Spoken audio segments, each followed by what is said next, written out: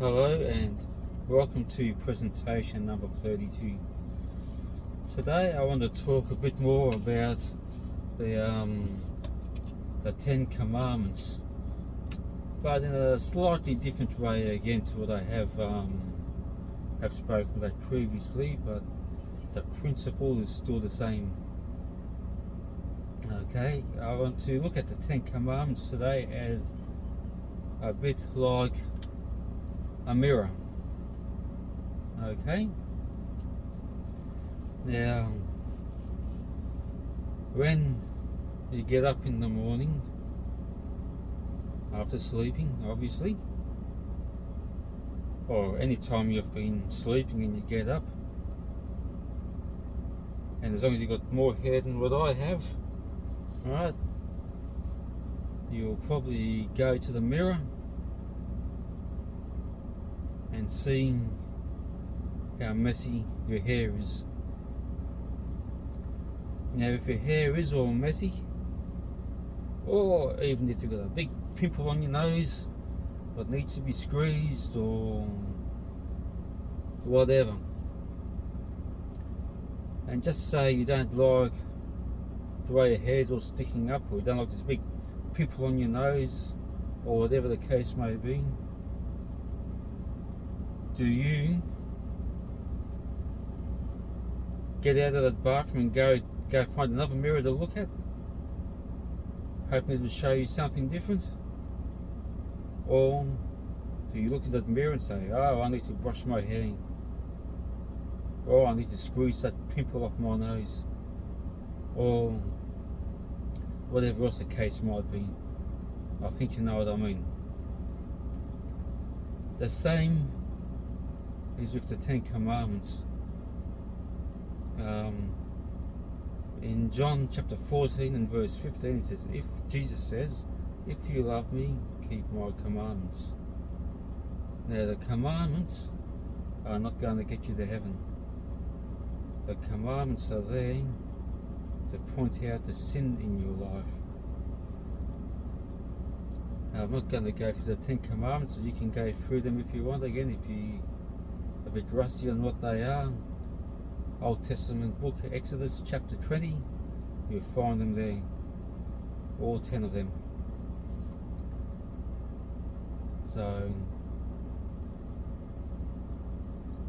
the Ten Commandments are there to point out our sin, and well, we might have to just do something about it. If the commandments show that we're guilty of breaking this commandment or that commandment, I'm not going to go through them all, so I won't go through them at all. But it's telling you that if you want to follow God, if you love Jesus, well then there's some things what you probably need to stop doing, or in the case of the first 4 commandments, maybe there's some things you need to start doing. And that's pretty much what the Ten Commandments are. And another way of looking at the Ten Commandments, that they are also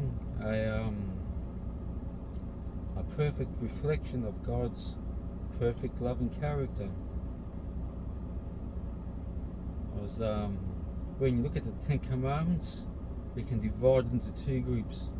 The first 4, love to God, and the last 6, love to your fellow man or woman, everyone around you, including yourself. But again, it won't get you to heaven. Only Jesus will get you to heaven. Only relationship with Him will get you there.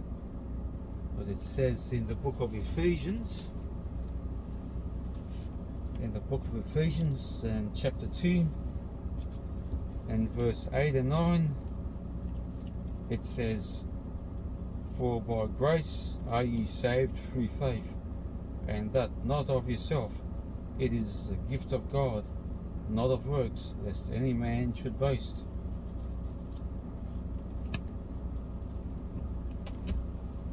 So if you want to keep the commands, hoping it will get you to heaven, well, you're wrong. Although keeping the commandments will show your love for Jesus and what he's done for you. Because ultimately he's paid the price for your sins, so that you can go to heaven. And if you love him, you'll do what pleases him, as in keeping the commandments. And on a daily basis you will look through that mirror, you'll look at those 10 commandments and say, now what do I need to change to come closer to Jesus? What do I need to change to please him? And the closer you come to Jesus, the more sinful you will see yourself. But that's alright, because it's by faith you are saved. That by grace you are saved through faith. Faith in Jesus, faith that he has paid the price for your sins and that he will save you. And I'm going to leave it there for now, and hope you enjoy the rest of your day, and we'll see you on the next one. Goodbye.